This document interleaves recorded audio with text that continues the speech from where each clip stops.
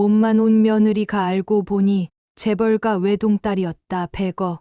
상속과 불임의 비밀로 시댁을 무너뜨린 나의 복수.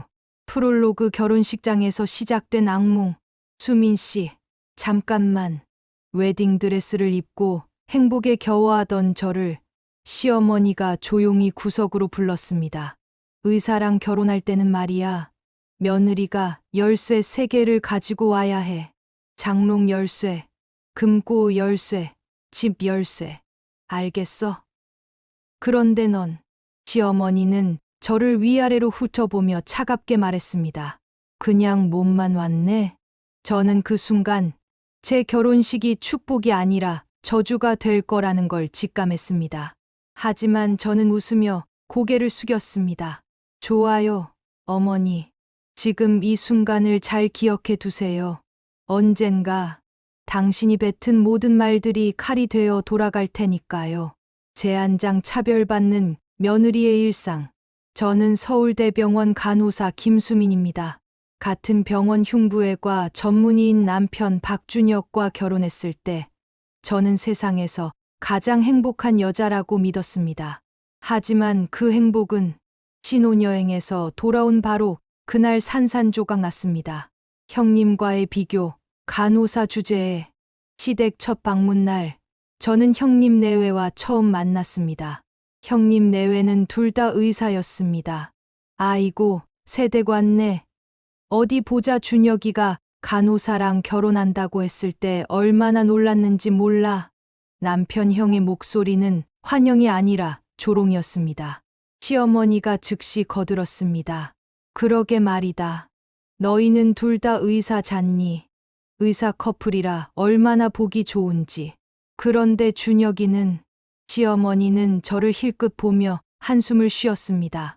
간호사, 뭐, 나쁘진 않지만 우리 집안 체면이 좀 깎이는 건 어쩔 수 없네요.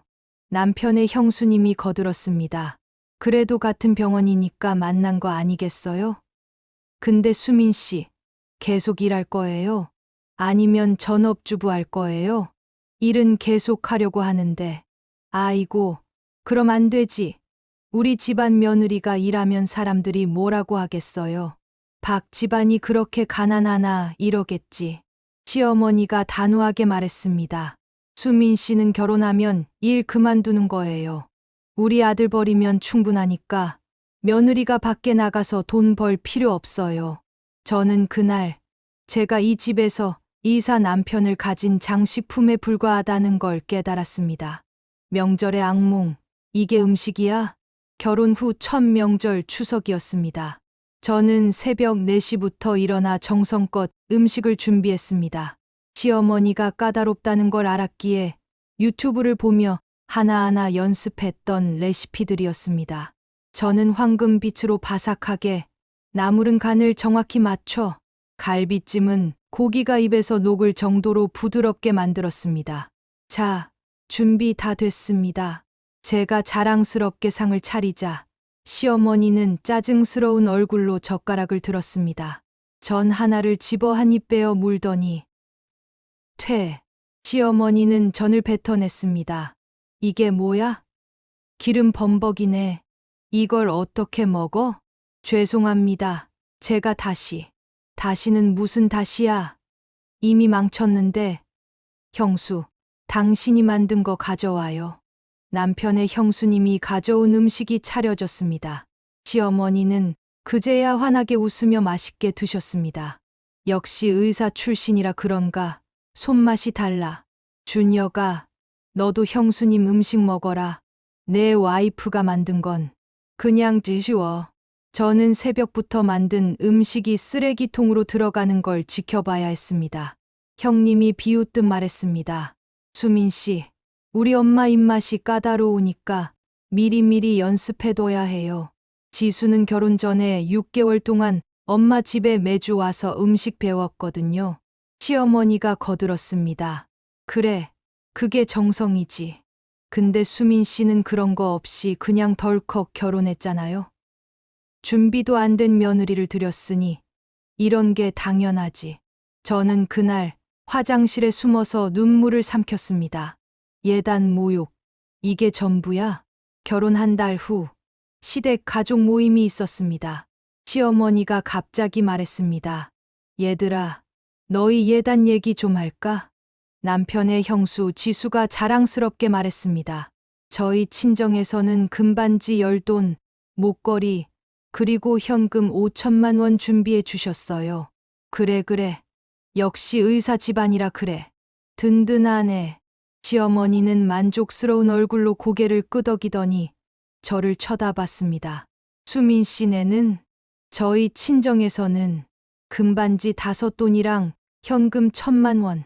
찰나의 침묵이 흘렀습니다. 그게 전부야? 시어머니의 목소리가 차갑게 식었습니다. 1,000만 원. 요즘 시대에 우리 아들이 얼마나 귀한 아들인 줄 알아요? 형님이 웃으며 거들었습니다. 엄마, 지수네는 5천만 원 줬고 수민 씨네는 1,000만 원이면 와, 5배 차이네요. 준혁이 기분 안 나빠? 나빠야지. 우리 준혁이가 형보다 5배는 더 못나다는 소리잖아. 시어머니는 본격적으로 화를 냈습니다. 수민 씨, 당신네 친정이 가난한 건 알았지만 이 정도일 줄은 몰랐네요. 딸 하나 시집 보내는데 그것밖에 못 해줘요. 창피한 줄 아세요. 어머니, 저희 부모님께서 최선. 그게 최선이라고? 아이고, 우리 준혁이 팔자야. 형은 좋은 집안 며느리 만나고 넌 이런 집 며느리를 만나다니. 그날 저녁 남편은 저를 위로하는 대신 이렇게 말했습니다. 수민아, 우리 엄마가 좀 실망하신 것 같아. 내 친정에서 좀 더 신경 써줬으면 좋았을 텐데. 저는 그 순간 깨달았습니다. 이 남자는 절대 내 편이 될 수 없구나. 일상의 모욕, 너희 집 냄새 나네. 명절이 아니어도 시어머니의 구박은 계속되었습니다. 수민 씨, 너 향수 뭐 써? 이상한 냄새 나는데. 아, 제가 평소에 쓰는 그거 싸구려지? 냄새만 맡아도 알아. 지수는 항상 샤넬 옷 쓰는데 넌 시장에서 파는 거 쓰는 것 같네. 지수야, 재수 씨한테 좀 괜찮은 향수 추천해줘. 우리 집 사람이 밖에 나가서 창피하면 안 되잖아. 남편의 형수님이 거들었습니다. 아, 저 쓰는 향수는 개당 30만 원인데 수민 씨 형편에 부담스러울 수도 있겠네요. 에이, 괜찮아요. 우리 준혁이가 사주면 되지. 우리 동생 돈으로 최소한 체면은 세워야죠. 하루는 시어머니가 우리 집에 불쑥 찾아왔습니다. 여기가 너희 신혼집이야? 생각보다 작네. 25평인데 저희 둘이 살기엔 충분해서. 너희 형네는 40평인데 너희도 좀 넓은 데로 이사 가지 그래? 체면이 있지. 의사 집이 이러면 안 되지. 시어머니는 집 안을 둘러보더니 코를 킁킁거렸습니다. 무슨 냄새 나는데? 아, 너희 친정에서 가져온 이불 쓰는 거야? 이게 무슨 냄새야? 너희 집 냄새 나네. 이건 제 어머니께서 결혼할 때 손수 준비해 주신. 당장 버려. 우리 집안 며느리가 이런 거 쓰고 자면 안 돼. 내가 백화점 가서 좋은 거 사다 줄 테니까 너희 친정 거는 다 버리고. 저는 어머니께서 정성껏 준비해 주신 이불을 버리지 않았습니다. 그걸 알게 된 시어머니는 다음 방문 때 직접 이불을 가져가 버렸습니다. 내가 버려줄게. 너희 부부 건강에 안 좋아. 가난한 집 냄새가 배면 운도 안 좋아진다니까. 재두장 3년간의 지옥. 내 몸에 문제 있는 거지? 아이가 안 생기자 시작된 본격적인 학대. 결혼 1년이 지나자 시어머니의 관심사는 오직 하나였습니다. 수민아, 아가 아직도 소식 없어? 죄송합니다. 아직. 뭐가 죄송해? 미안하면 되는 거야? 여자가 결혼해서 1년 동안 아이도 못 가지면 그게 정상이야? 결혼 2년 차, 명절 때마다 친척들 앞에서 공개적인 모욕이 시작되었습니다. 아이고 수민아, 아직도 배가 안 나왔네. 지수는 결혼 1년 만에 임신했는데 의사라서 엄청 바쁜데도 말이야. 우리 집안은 대대로 자손이 끊긴 적이 없어요. 시할아버지도 아들 셋, 시아버지도 아들 둘. 근데 수민이 때문에 처음으로 대가 끊기게 생겼네. 시댁 큰고모가 노골적으로 말했습니다. 어머니, 수민이 몸에 문제 있는 거 아니에요? 병원 검사 한번 시켜보세요. 그러게, 우리 준혁이는 멀쩡할 텐데 분명 여자 쪽 문제겠죠. 시어머니가 단호하게 말했습니다. 수민아, 당장 내일 병원 가서 정밀 검사 받아. 내 몸 어디가 문제인지 확실히 밝혀야겠어. 보약과 비난의 일상. 그날부터 시어머니는 온갖 보약과 한약을 들고 왔습니다. 이거 먹어. 가난한 집에서 자라느라 제대로 영양도 못 챙겨 먹었을 테니 이거라도 먹어서 몸 보충해. 너희 친정 엄마가 임신했을 때도 제대로 못 먹었나 봐. 그래서 내가 이렇게 약한 체질로 태어난 거야. 지수는 의사라 눈코 뜰 새 없이 바쁜데도 한 번에 임신이 덜컹 되는데 넌 왜 이렇게 안 돼? 같은 여자인데 이렇게 차이나? 매일 아침 문자가 왔습니다. 수민아, 오늘 아침 보약 먹었어? 배란일 계산 제대로 했어? 준혁이 말로는 너희가 부부관계도 제대로 안 한다던데? 여자가 적극적이어야지. 결혼 2년 반이 지나자 시어머니는 노골적으로 이혼을 언급하기 시작했습니다. 수민아, 솔직히 말할게. 너가 만약 3년 안에 아이 못 낳으면 우리 준혁이 인생 낭비하는 거잖아. 우리 집안의 대를 이을 아이가 없으면 어떡해? 차라리 지금이라도 아이 낳을 수 있는 여자로 갈아타는 게.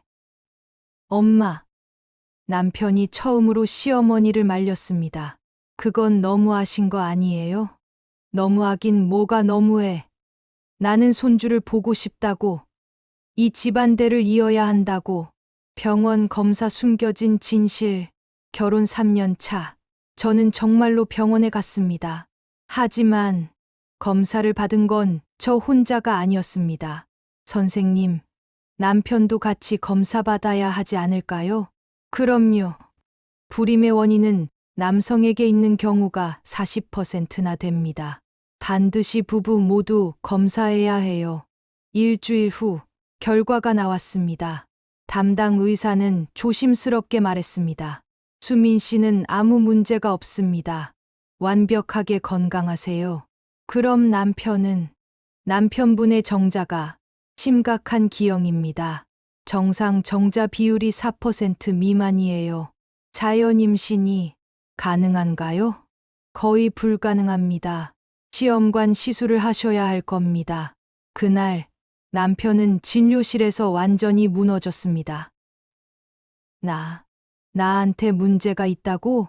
3대째 의사 집안의 자존심, 완벽한 명문가의 독자가 하자 있는 몸이었습니다. 수민아, 남편은 떨리는 손으로 저를 붙잡았습니다. 제발 부탁이야. 우리 엄마한테는 절대 이 얘기 하지 마. 준혁아, 하지만 엄마가 알면 나를 어떻게 보겠어. 내가 박 가문의 수치가 되는 거야. 제발 수민아. 남편은 그 자리에서 울음을 터뜨렸습니다. 저는 그 모습을 보며 이상하게도 차가운 결심이 섰습니다. 알았어. 내가 다 뒤집어 쓸게. 정말이야?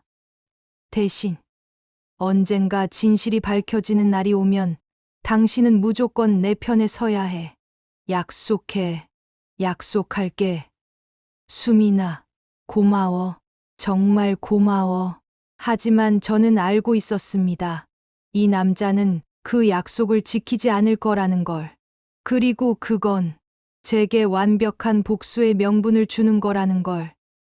좋아. 어머니, 이제부터 지옥의 카운트다운이 시작됩니다. 제세장 시험관 시술과 마지막 모욕. 내 친정에서 돈 내라. 병원에서 시험관 시술을 권유받았다는 소식을 듣자 시어머니는 다짜고짜 말했습니다. 비용이 얼마래요? 5천만 원 정도. 수민 씨 친정에서 내라고 해. 네. 내 몸에 문제가 있으니까 내 집에서 부담하는 게 도리지. 우리 아들 돈 한 푼도 쓰게 할 수 없어. 형수님이 거들었습니다. 맞아요, 어머니. 저 임신할 때 제 친정에서 임신 비타민이며 보약이며 다 사줬잖아요. 수민 씨 친정에서도 그 정도는 해야죠. 근데 수민 씨네가 돈이 있으려나? 예단도 형편없게 준 집안인데. 시어머니가 비웃듯 말했습니다. 그래도 어쩔 수 없지. 딸 하나 시집 보내놓고 손주도 못 보게 하면 안 되잖아. 너네 엄마한테 전화해서 돈 보내달라고 해. 저는 그 순간 눈물을 삼키며 속으로 미소를 지었습니다. 좋아요, 어머니. 제가 원하는 대로 다 해드릴게요. 그 대가는 반드시 치르셔야 할 거지만요. 제세장 시험관 시술과 마지막 모욕. 내 친정에서 돈 내라. 병원에서 시험관 시술을 권유받았다는 소식을 듣자 시어머니는 다짜고짜 말했습니다. 비용이 얼마래요? 5천만 원 정도. 친정에서 내라고 해. 네. 내 몸에 문제가 있으니까 내 집에서 부담하는 게 도리지. 우리 아들 돈 한 푼도 쓰게 할 수 없어. 형수님이 거들었습니다. 맞아요, 어머니.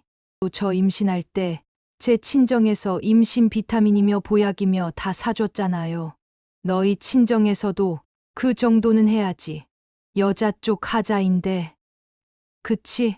근데 수민 씨네가 돈이 있으려나? 예단도 형편없게 준 집안인데. 시어머니가 비웃듯 말했습니다. 그래도 어쩔 수 없지. 하자 있는 딸 시집 보내서 우리 대를 끊게 하면 안 되잖아. 너희 친정 엄마한테 전화해서 돈 보내달라고 해. 딸 가진 사람이 죄인이야. 저는 그 순간 눈물을 삼키며 속으로 미소를 지었습니다. 좋아요, 어머니. 제가 원하는 대로 다 해드릴게요. 그 대가는 반드시 치르셔야 할 거지만요. 친정 엄마의 전화. 저는 친정 엄마께 전화를 드렸습니다. 엄마, 시험관 비용이 필요한데. 시어머니가 전화기 너머로 엄마의 한숨이 들렸습니다. 그 집에서 또 우리 딸을 무시했구나. 엄마, 괜찮아.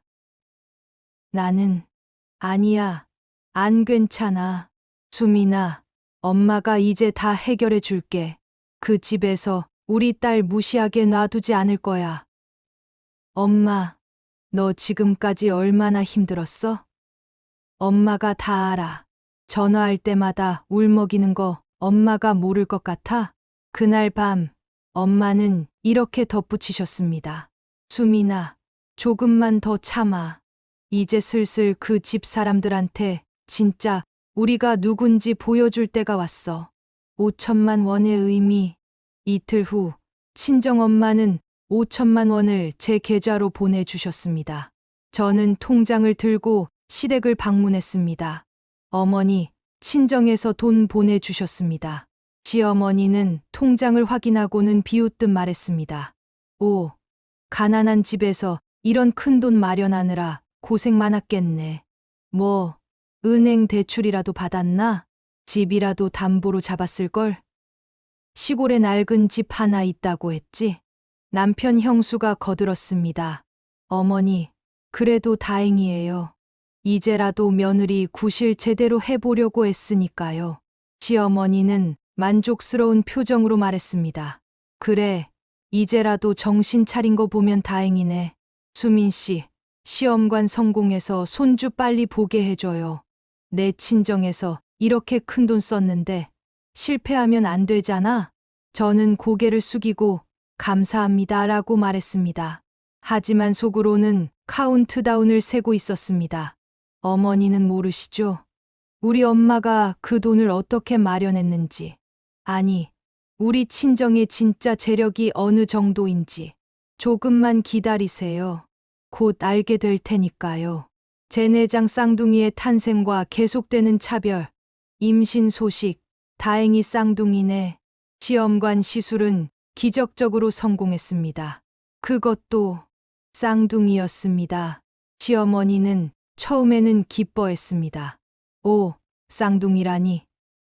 한 번에 2명이면 본전은 뽑는구나. 하지만 그 기쁨은 오래 가지 않았습니다. 근데 쌍둥이면 더 조심해야 해. 내 몸이 약해서 애들한테 영양이 제대로 안 갈 수도 있어. 넌 왜 이렇게 입덧을 심하게 해? 체질이 약한 거 아니야? 임신 7개월 때였습니다. 명절 음식 준비를 하는데 시어머니가 저를 부르는 겁니다. 임신했다고 빼지 마. 지수도 임신했을 때 음식 다 준비했다. 어머니, 제가 쌍둥이라 배가 많이 불러서. 그래도 며느리면 해야지. 뭐, 특별 대우 받고 싶어? 저는 배를 부여잡고 명절 음식을 준비했습니다. 형님은 병원에서 일하고 오셔서 힘들다고 거실에 앉아서 TV 보시며 과일을 드셨습니다.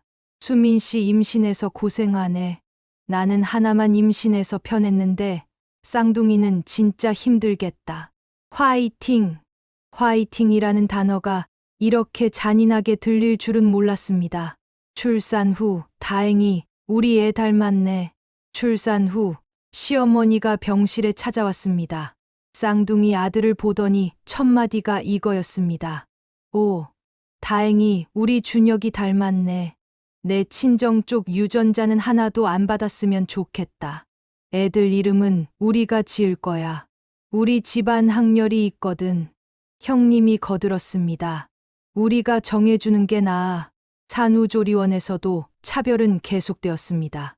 형수님은 1등급 VIP 룸에서 조리를 했고 저는 일반실이었습니다.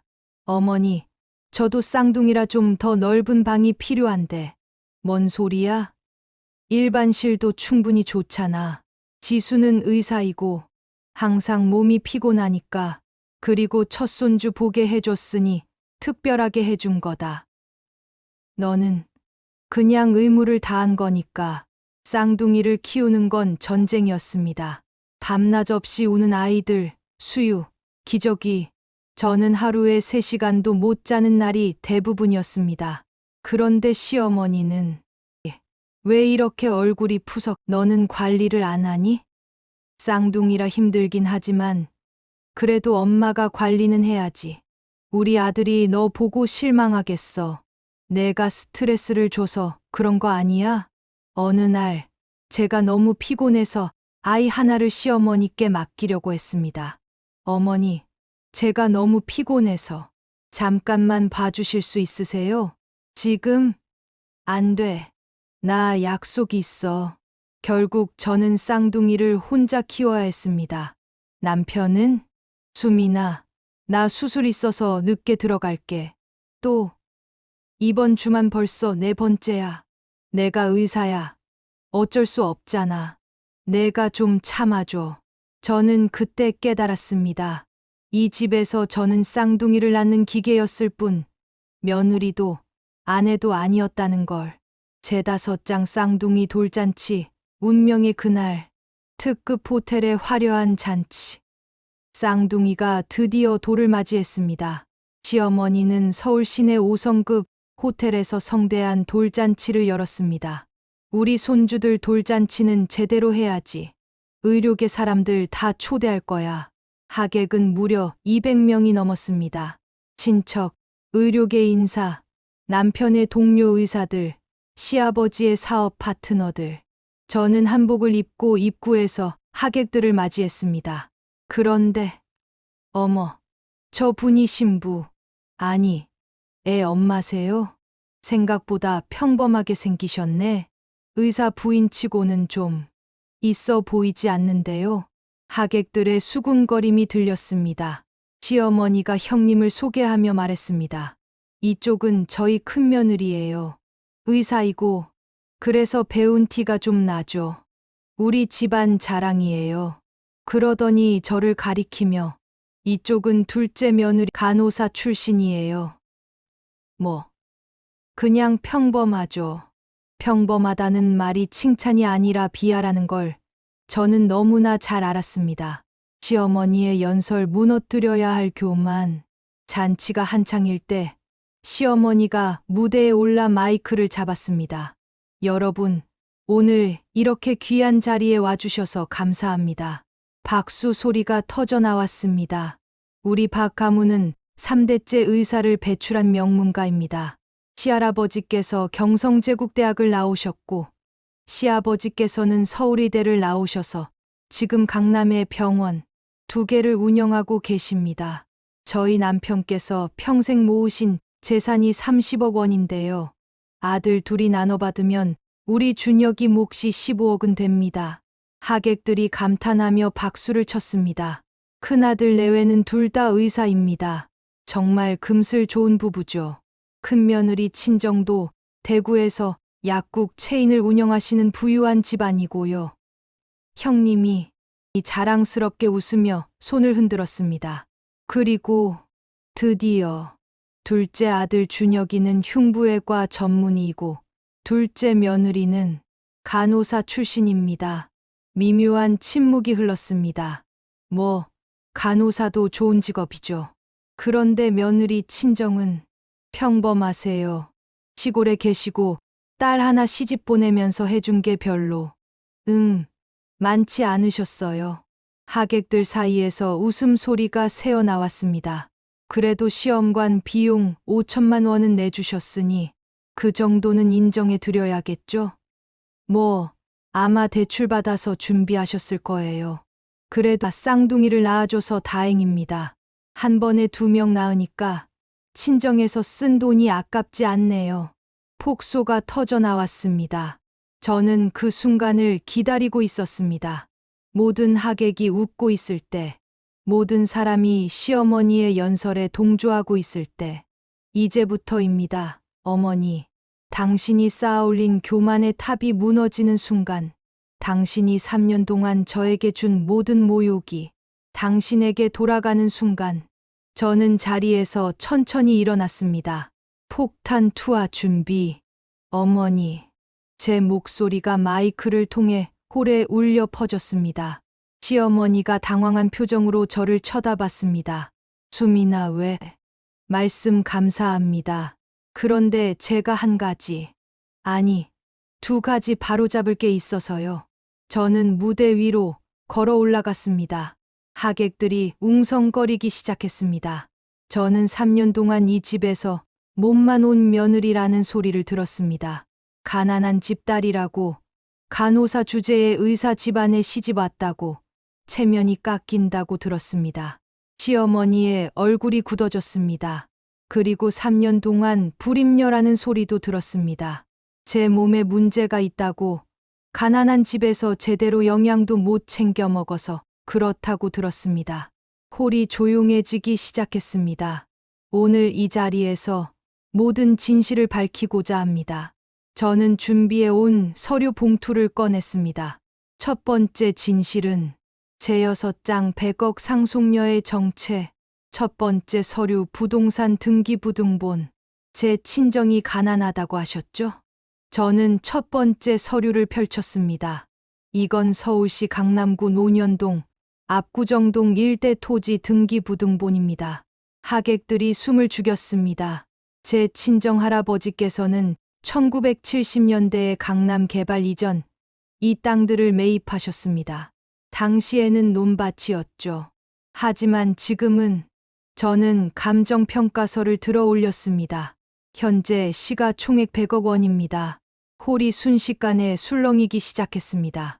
100억? 헐, 진짜? 강남 땅이면 시어머니의 얼굴이 창백하게 변했습니다.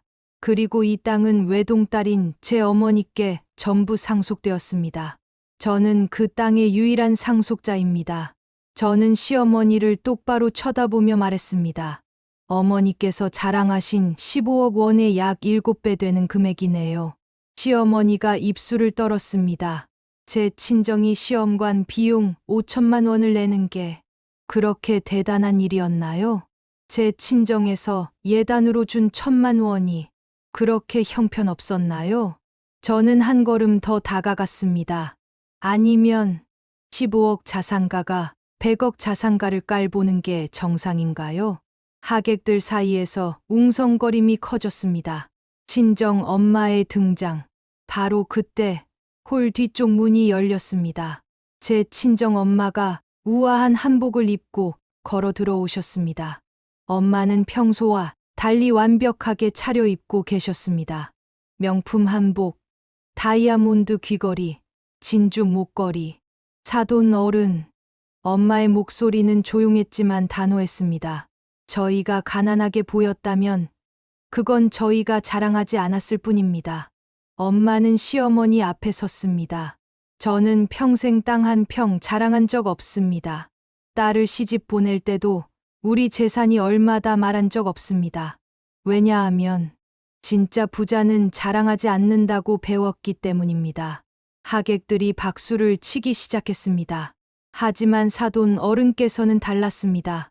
딸을 만날 때마다 우리 집안이 얼마나 대단한지 말씀하셨죠. 3대째 의사 집안, 30억 자산, 강남 병원. 정말 자랑스러우셨나 봅니다. 엄마의 목소리가 차가워졌습니다. 그런데 그 자랑스러운 집안에서 제 딸을 3년 동안 몸만 온 며느리라고 부르셨습니다. 간호사 주제에 가난한 집 딸, 체면 깎인다. 이런 말들을 들으며 제 딸이 얼마나 울었는지 아십니까? 시어머니가 입을 열려고 했지만 엄마는 손을 들어 막으셨습니다. 아직 말 안 끝났습니다. 제 딸은 서울대병원 간호사입니다. 환자들의 생명을 돌보는 자랑스러운 직업입니다. 하지만 사돈 어른 댁에서는 그 직업을 천하게 여기셨죠. 저희 친정엄마는 저희 형님을 쳐다봤습니다. 큰며느리는 의사라고 항상 존중해주고 우리 딸 아는 음식을 해도 맛없다고 버리고 선물을 해도 싸구려라고 비웃고 친정에서 준 이불을 냄새 난다며 버리셨습니다. 하객들의 얼굴이 굳어졌습니다. 그리고 마지막으로 엄마는 시어머니에게 한 걸음 더 다가갔습니다. 제 딸을 3년 동안 불임녀라고 부르며 학대하셨습니다. 하지만 진짜 불임은 엄마는 저를 보며 고개를 끄덕였습니다. 이제 두 번째 폭탄을 터뜨릴 시간이었습니다. 제7장 불임의 진짜 주인공. 두 번째 서류 의료 검사 결과. 제 목소리가 떨리기 시작했습니다.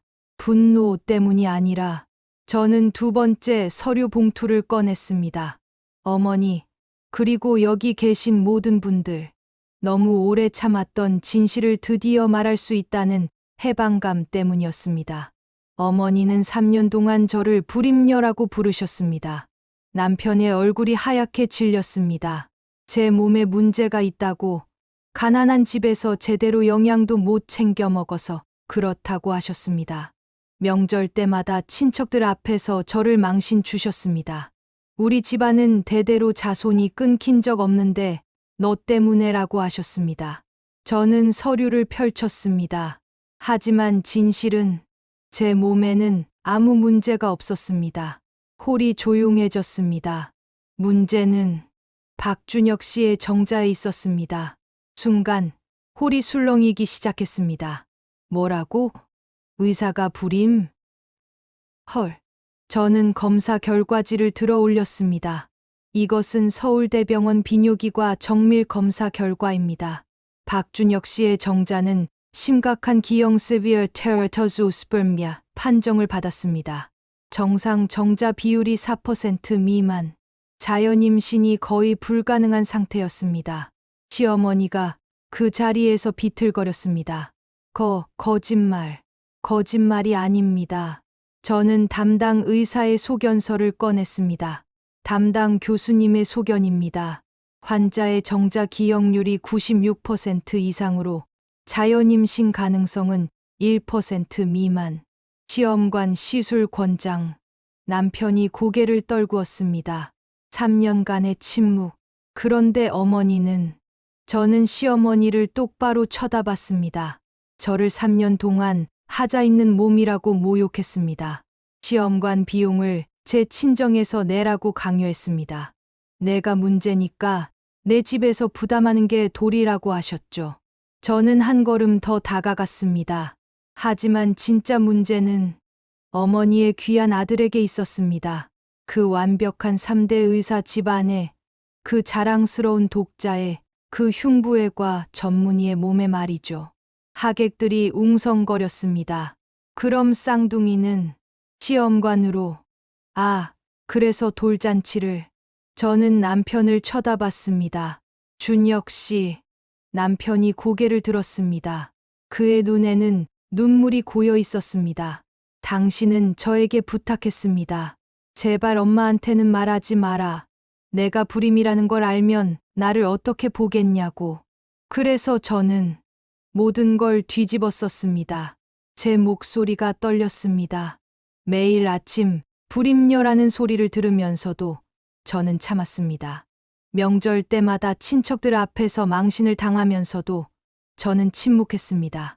시험관 비용 5천만 원을 제 친정에서 내라는 모욕을 들으면서도 저는 받아들였습니다. 왜냐하면 저는 눈물을 닦았습니다. 당신을 사랑했고 당신의 자존심을 지켜주고 싶었기 때문입니다. 하지만 당신과 당신의 가족은. 저는 시어머니를 쳐다봤습니다. 그 3년 동안 저를, 제 친정을, 제 어머니를 짓밟으셨습니다. 시어머니의 붕괴. 시어머니는 그 자리에서 주저앉았습니다. 200명의 하객 앞에서 자신이 그토록 자랑하던 아들이 불임의 원인이었다는 사실이 폭로되었습니다. 게다가 자신이 그토록 깔봤던 며느리가 100억 자산가의 외동딸이었다는 것까지. 안 돼. 시어머니의 목소리가 떨렸습니다. 우리 준혁이가, 우리 아들이. 형님이 다가와 시어머니를 붙잡았습니다. 엄마, 진정하세요. 진정은 무슨. 우리 집안이, 우리 3대 의사 집안이 망신당했어. 시어머니는 저를 쳐다봤습니다. 수민 씨. 내가 이렇게까지 할 수 있어? 제가 어떻게까지 했나요? 저는 차갑게 대답했습니다. 저는 진실을 말했을 뿐입니다. 어머니께서 3년 동안 저에게 하신 말들, 그게 전부 거짓이었다는 진실을요. 하지만 뭡니까? 제 목소리가 날카로워졌습니다. 어머니는 200명 앞에서 저를 가난한 집 딸이라고 망신 주셨습니다. 저도 200명 앞에서 진실을 말한 것뿐입니다. 어머니는 저를 불임녀라고 불렀습니다. 저는 진짜 불임이 누구인지 밝힌 것뿐입니다. 공평하지 않나요? 시어머니는 눈물을 흘리기 시작했습니다. 수민아, 미안해. 정말 미안해. 이제 와서 미안하다고요? 저는 냉소를 지었습니다. 3년 동안은 왜 미안하지 않으셨어요? 제가 무릎 꿇고 빌어도 어머니는 내가 잘못했으니까 당연하다고 하셨잖아요. 이제 와서 당신이 망신당하니까 미안하다고요? 무릎 꿇은 사과. 시어머니는 떨리는 손으로 제 앞에 무릎을 꿇었습니다. 하객들이 숨을 죽였습니다. 수민아, 제발 용서해 다오. 시어머니는 바닥에 머리를 조아렸습니다. 내가 너무 교만했어. 돈으로, 가문으로 사람을 판단하다니. 내가 3년 동안 얼마나 힘들었을까. 내 아들의 비밀을 알면서도 모든 모욕을 혼자 감당했을 생각을 하니 내가 정말 짐승보다 못한 시어머니였구나. 시어머니의 눈물이 바닥에 떨어졌습니다. 제발 용서해 다오. 나는 내게 사람 대접도 못 해줬어. 며느리로도 안 봤어. 그저 우리 집안을 빛내줄 도구로만 생각했어. 저는 그 모습을 내려다보며 조용히 말했습니다. 어머니, 응. 저는 돈이 많아서 당당한 게 아닙니다. 제가 3년 동안 침묵했던 건 돈 때문이 아니라 가족을 지키기 위해서였어요. 남편의 자존심을, 이 가정을, 쌍둥이의 미래를 지키기 위해서였습니다. 하지만 어머니는. 제 목소리가 떨렸습니다. 그 시간 동안 저를, 제 친정을, 제 어머니를 짓밟으셨습니다. 그건 용서받을 수 없는 일입니다. 저는 마이크를 내려놓고 무대에서 내려왔습니다. 오늘 이후로 저는 더 이상 어머니의 며느리가 아닙니다. 저는 100억 자산가의 당당한 딸이고 이 쌍둥이의 자랑스러운 엄마입니다. 에필로그 진짜 승자는 조용한 이혼. 그날 이후 모든 게 빠르게 진행되었습니다. 시어머니는 진심으로 사과하며 저를 붙잡으려 했지만 저는 3년간의 상처가 너무 깊었습니다. 남편은 저에게 무릎을 꿇었습니다. 수민아, 미안해. 내가 비겁했어. 내가 너를 지켜줬어야 하는데 이제 와서 미안하다고 해서 뭐가 달라지나요? 수민아, 준혁 씨, 당신은 3년 동안 한 번도 내 편이 된 적 없어요. 어머니가 저를 모욕해도 당신은 침묵했어요. 경수님이 저를 깔봐도 당신은 웃으며 넘어갔어요. 당신이 저에게 비밀을 지켜달라고 부탁했을 때 저는 당신이 언젠가 제 편이 되어줄 거라고 믿었어요. 하지만 당신은 끝까지 어머니 편이었죠. 남편은 말없이 고개를 떨구었습니다. 이혼해요. 수민아, 저는 더 이상 이 집안의 며느리로 살 수 없어요. 아이들만 잘 키우면 되니까 우리 각자의 길을 갑시다. 양육권과 새로운 시작. 이혼 조정은 생각보다 순조로웠습니다. 쌍둥이 양육권은 제가 가져갔고 남편은 매달 양육비 500만 원을 보내기로 했습니다. 시어머니는 마지막까지 저를 붙잡으려 했습니다. 수민아, 아이들만이라도 우리가 가끔 볼 수 있게 해줘. 1년에 한 번. 1년에 딱 한 번만 만나게 해드릴게요. 추석이나 설날. 수민아, 그건 너무. 어머니, 제가 3년 동안 당한 걸 생각하면 이것도 많이 양보하는 겁니다. 차라리 아예 안 만나게 할 수도 있었어요. 하지만 아이들에게는 할머니가 필요하니까 1년에 한 번은 허락하는 거예요. 시어머니는 눈물을 흘리며 고개를 끄덕였습니다. 친정 근처의 평화. 저는 친정 근처에 30평 아파트를 구했습니다. 엄마가 전세금을 대주시겠다고 했지만 저는 제 돈으로 구했습니다. 엄마, 저도 이제 돈 벌어요. 병원 다시 나가기로 했어요.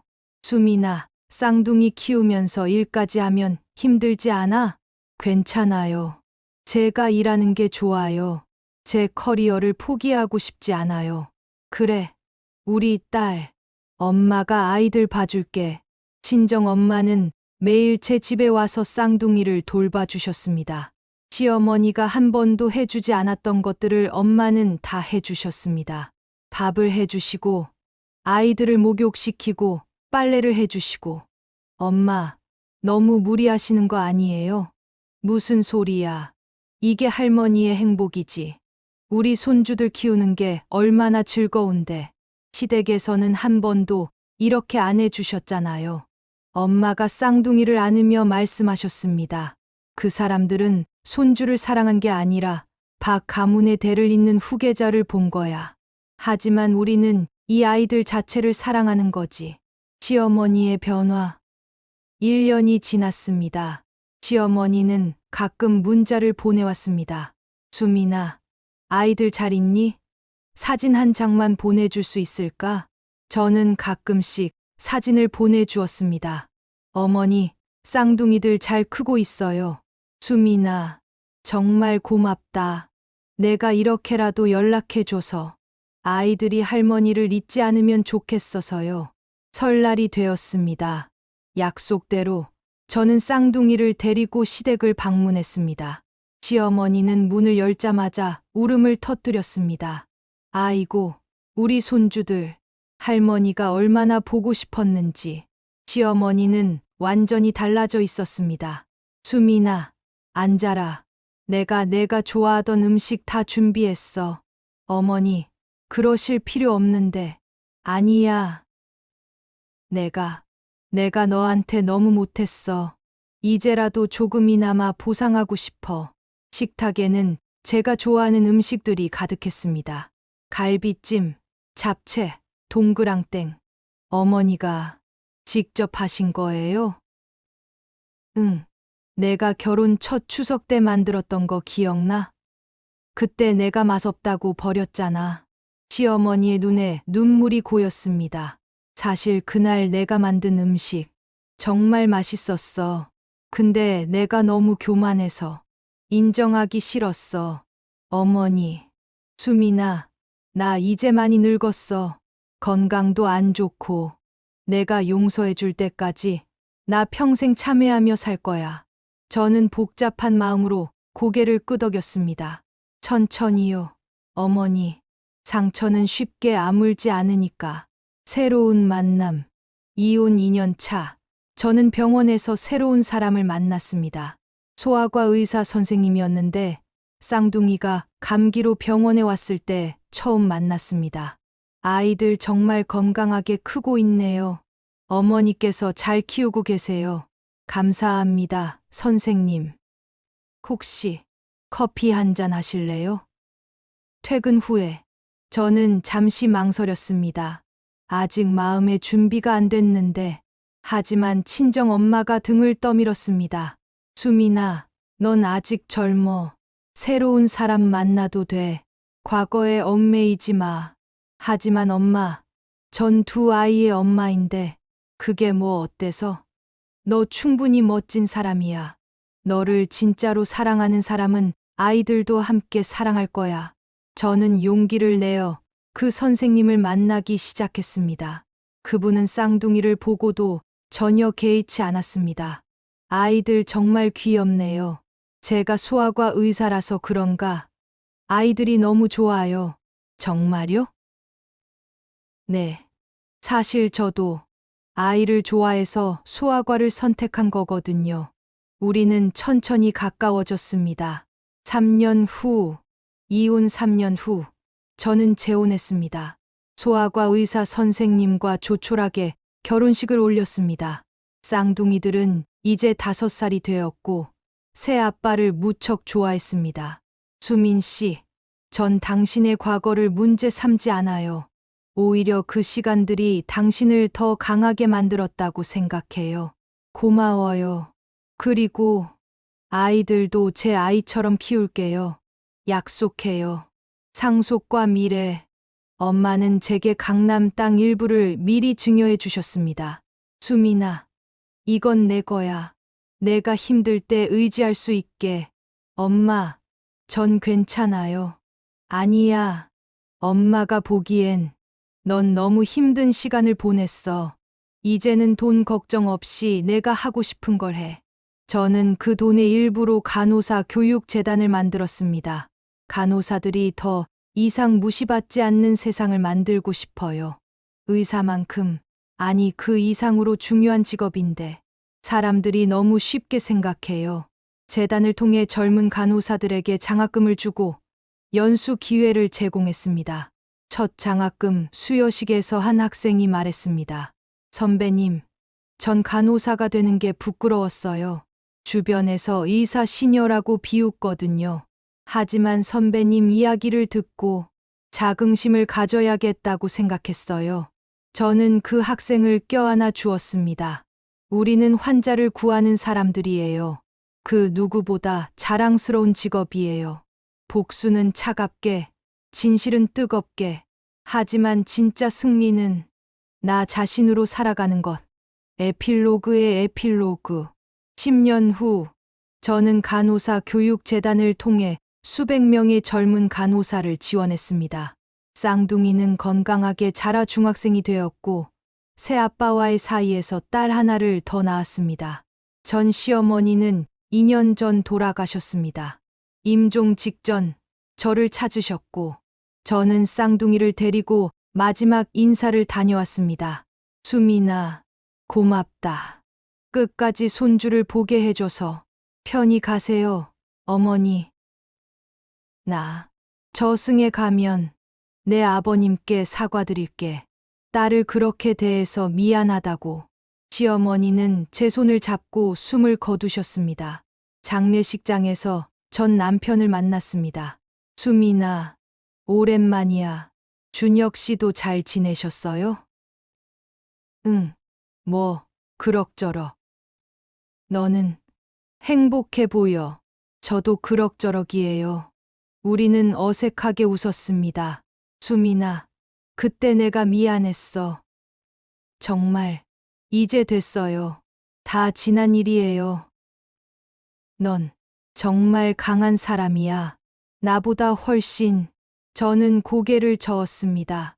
아니에요. 저도 많이 울었어요. 많이 힘들었고요.